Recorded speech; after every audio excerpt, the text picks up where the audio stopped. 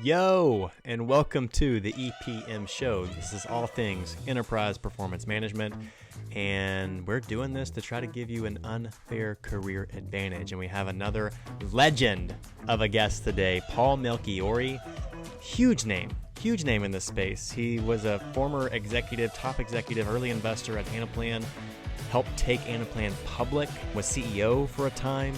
And he has just a ton of experience in cloud sales, wrote the book on selling the cloud, and he just has incredible perspective. Now he's an investor that is fully in this marketplace. So he's looking for those up and coming platforms.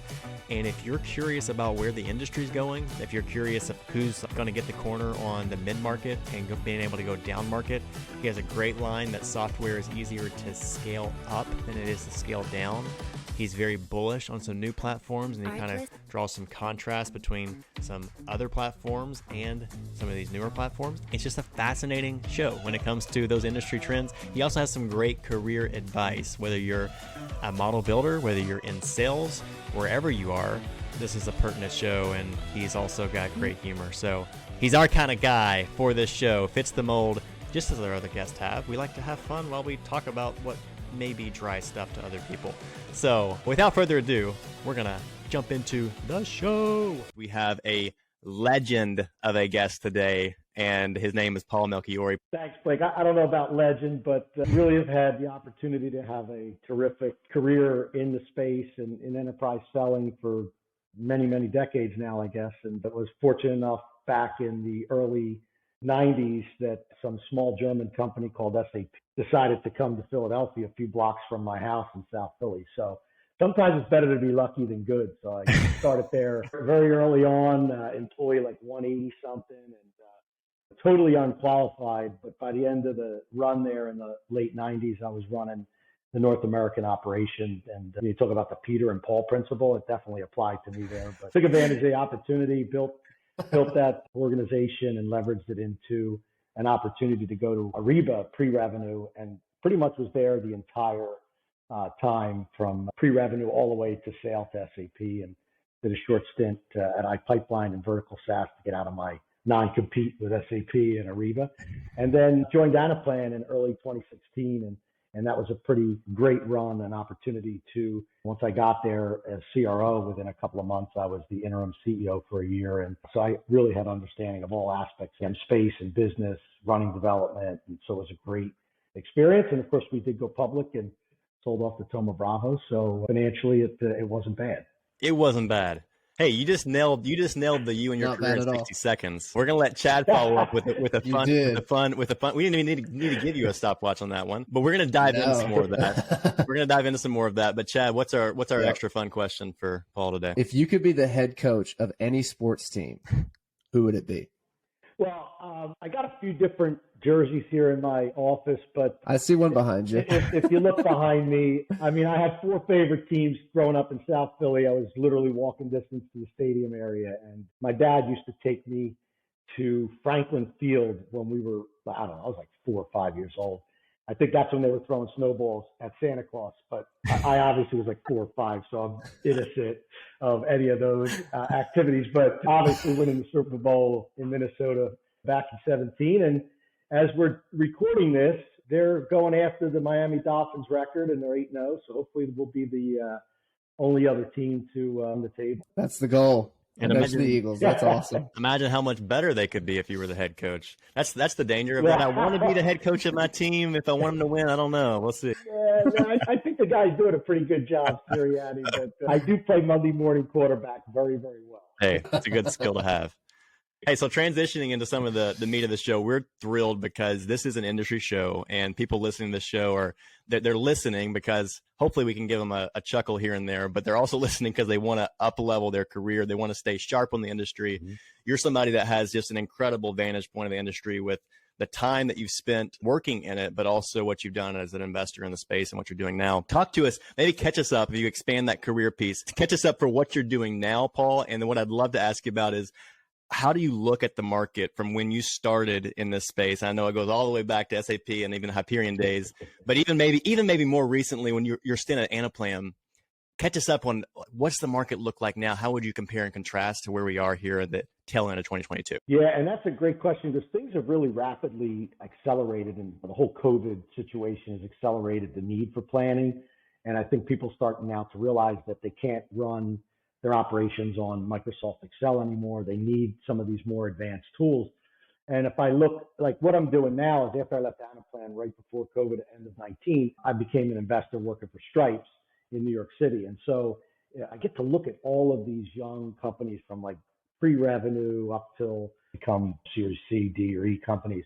And it's given me a whole different vantage. And I can tell you, selling money is a lot easier than selling software, but it gives you a great vantage point. And I've been able to invest in a few of these newer or next generation planning platforms. And it really is dramatically different from what, if I think back, way back in the past, and I always like to look at history. So when I started at SAP in 90, I don't even know if we had EPM tools. We did, but they were horrible. But then eventually we bought Business Objects. You think about Hyperion, they were bought by Oracle. Cognos and TM1, they were bought by IBM. So a lot of the products still today running most Fortune companies are probably 35 plus year old monolithic technologies with a lot of baling wire that's been put around them. And I always like to say, think about like fine wine. It does get better with age. Software does not get better with age over 30 or 40 years. And so those products are terrible, right? I mean, that's why people are running Fortune companies on spreadsheets, which is why companies like Anaplan were so successful. They were able to come in and take that spreadsheet planning function, validate it, put it in a single kind of database, if you will, and do much more complex, multi-dimensional types of planning activities. And so I think that's really what propelled that second generation, if you will, when Michael Gould, the founder of Anaplan, was in his barn. He had that vision. He had built a datum, which then bought by TM1. He knew what needed to be done, pushing it more to the business user. And that really was what happened with Anaplan and the success they had.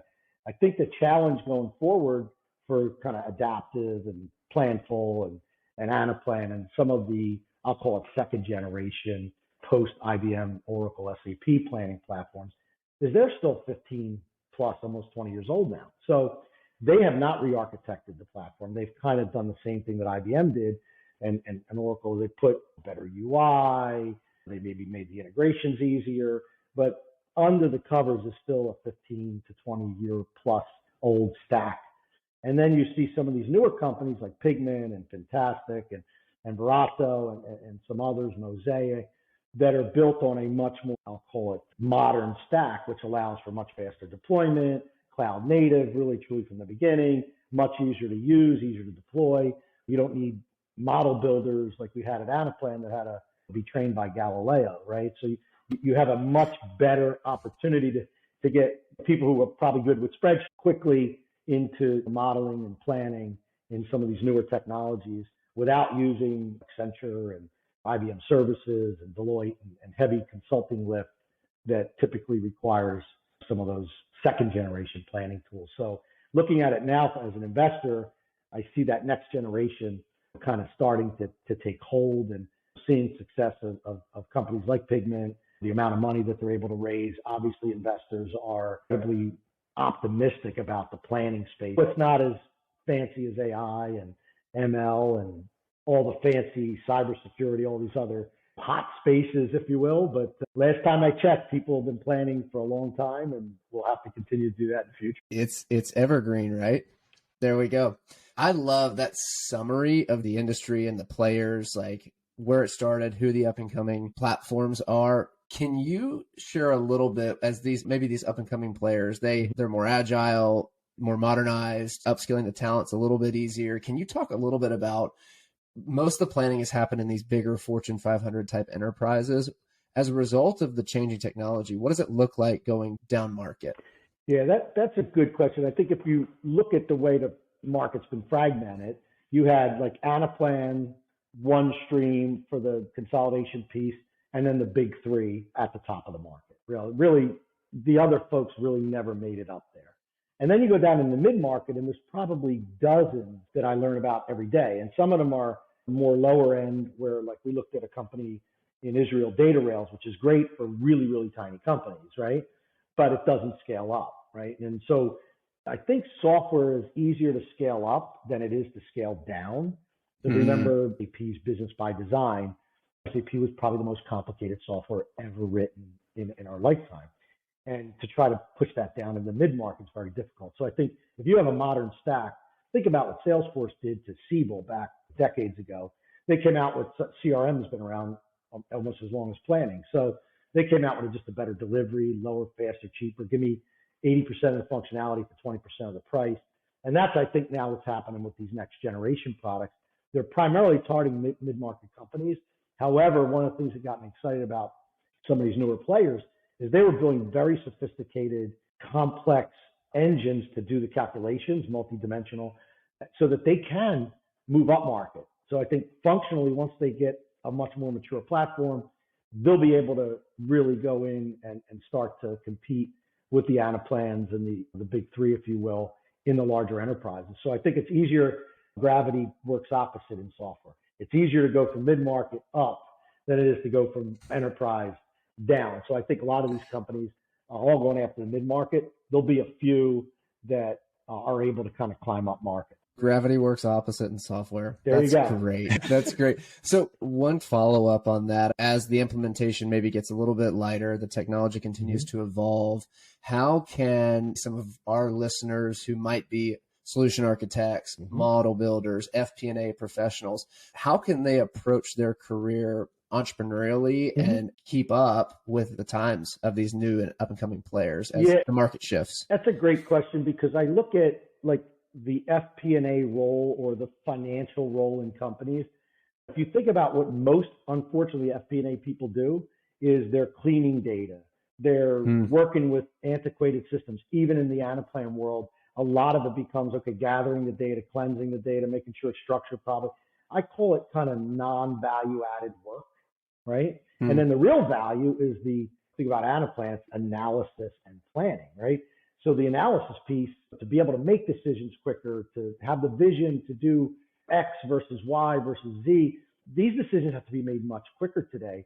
And I think the role and transformation in finance, if you look at the office of the CFO now, they want their people not to be spreadsheet jockeys or just model builders. They want them to be able to produce information that they can make decisions on or recommendations on, and making those decisions with proper data, proper information, forward-looking, not backwards-looking.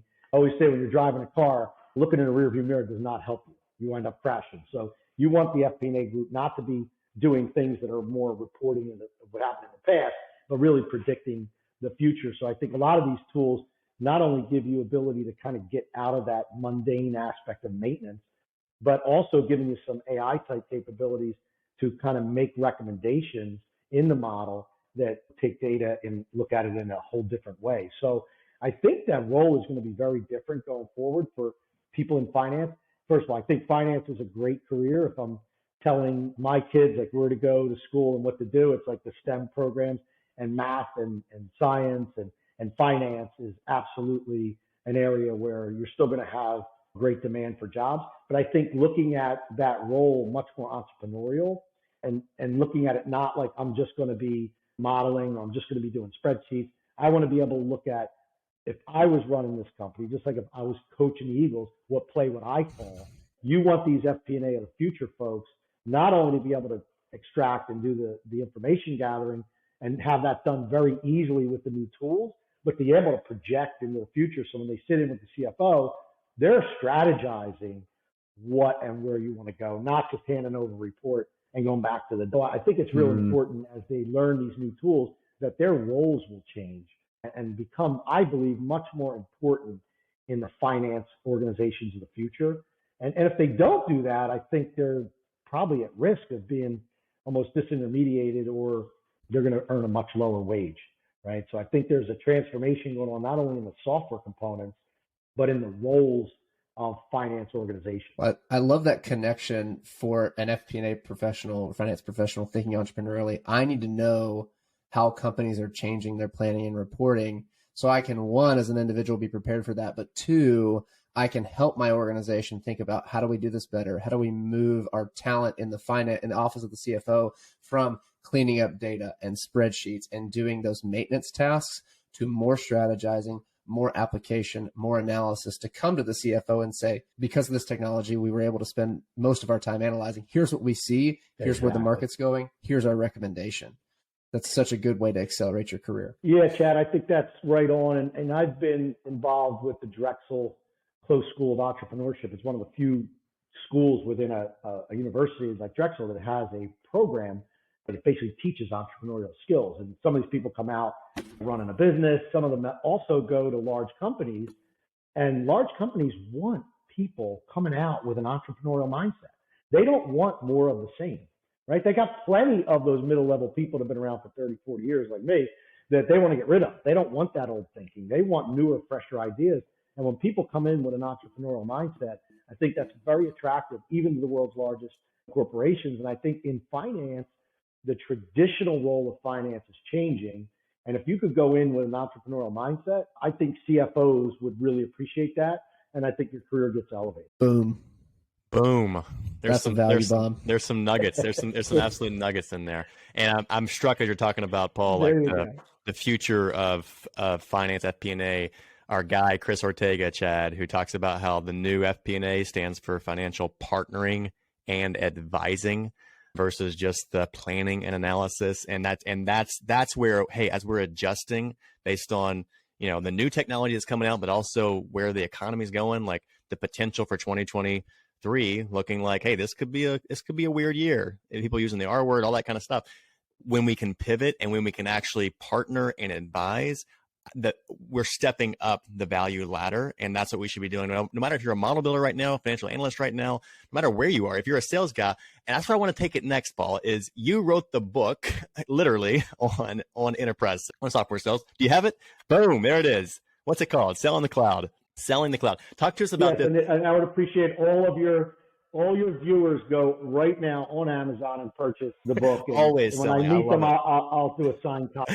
Well, I want to ask you about this because I want to ask you, what do you think in today's world makes for the most successful sales talent that you're seeing in today's world with the modern buyer and what they're looking for and how they're approaching it? So I want to ask you about that. I also want to specifically kind of take a step back. We were talking about mid-market before and going downstream. Talk to us about as well, like what does it look like selling into that? Like you think about the way Anaplan is structured and the way they do distribution. It's tougher for them, I feel like, to go down market and downstream. But what does successful sales structure and distribution look like down market in the future? So I'm going to tee that up for you. Go ahead. With Anaplan specifically, remember we talked about the gravity working the other way. So they tried to kind of push the commercial line of business, and the Oracle, IBM, they've all done this similar where they'll sell through the partner ecosystem. And so they're really just managing a bunch of system implementers who are making, by the way, pretty good money implementing the software. So they have a vested interest in trying to sell it into their accounts. In fact, most of that Anaplan ecosystem were former IBM TM1 folks or Oracle Hyperion folks that have moved over and work for boutique or even Deloitte or whoever, side firms that do that. So they're really relying as you go down market on partners to sell. And they're good partners. They know the business. They know the customer needs. They understand the planning requirements. And so I think they can do well. Now, the challenge is you also have to have a product that fits well in that market, which I think is a challenge currently for Anaplan just because of the older architecture. It works well in the very high end for complex calculations, but it unfortunately, the scaling down is still a challenge. And I think it's a lot easier to kind of get to your second question on selling. It's a lot easier to sell to mid-sized companies. And it's no disrespect for folks who are doing that. The complexities are more, okay, what's the product? What's the product need? How do I get a solution for that particular customer? Not that that's easy, but it's easier. If you're selling in the large enterprise, I mean, you need not only the playbook, which doesn't tell you everything, by the way, but it also, you have to just be aware of the politics, the procurement processes, the complexities, how these organizations run.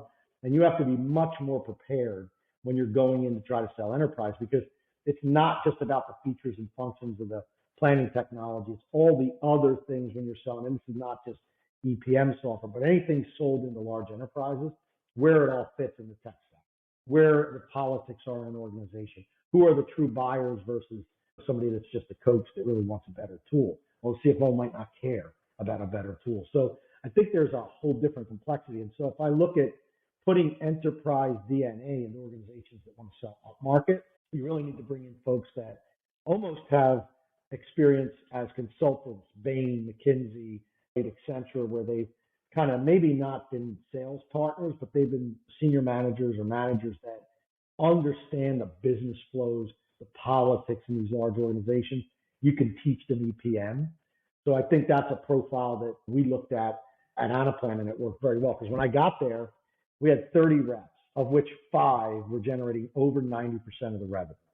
We talk about unbalanced rep performance. That was as unbalanced as you can be.